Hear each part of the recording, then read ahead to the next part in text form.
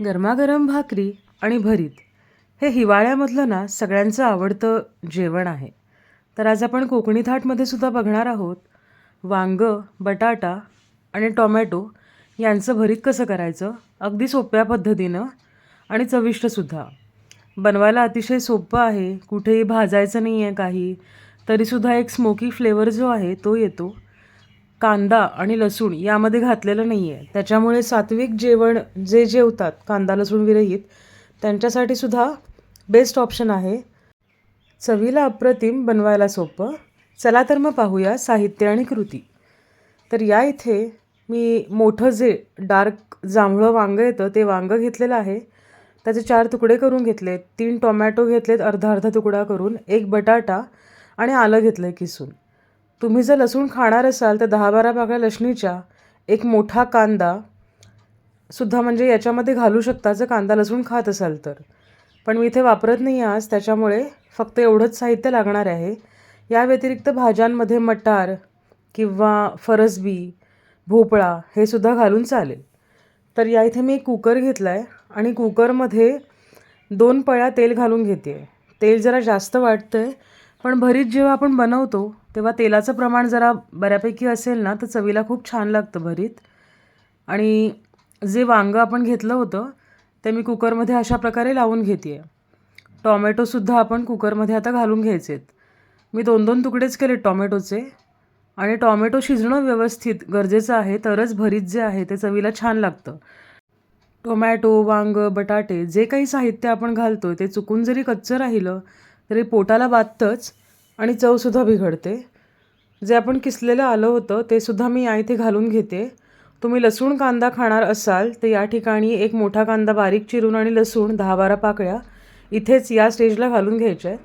वरून थोडं तेल आणि अगदी किंचित पाणी घालून घ्यायचं आहे. पाणी जास्त घालायचं नाही आहे, कुकरला जरा वाफ पकडावी म्हणून पाणी आपण घालून घेतो आहे.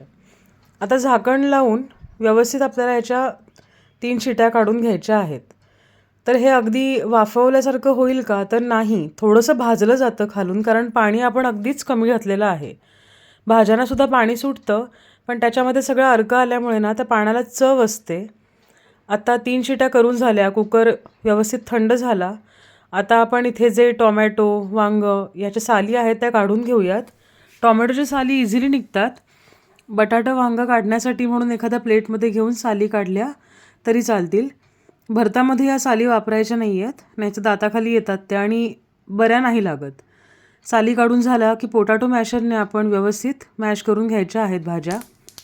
आता दुसऱ्या कढईमध्ये मी तेल घेतलं आहे.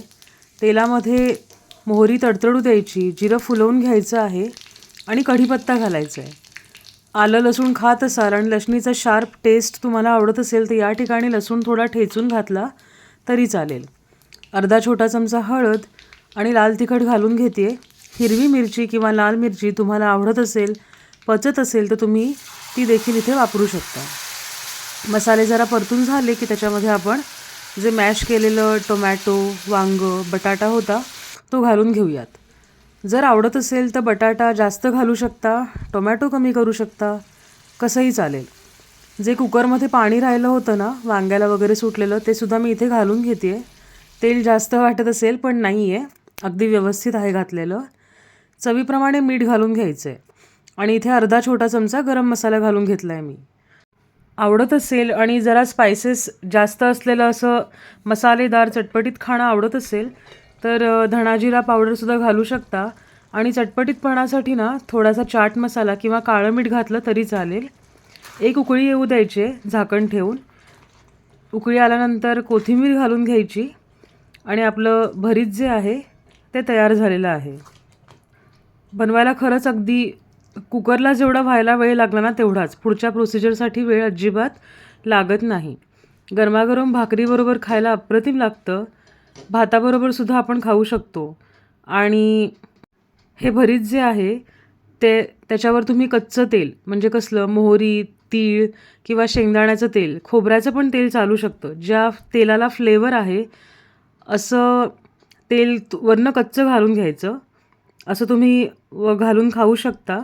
त्याच्याचबरोबर दुसरी पद्धत खायची म्हणजे भरीत, भाकरी आणि त्याच्याबरोबर दही मिक्स करून अतिशय सुंदर सुरेख चव येते.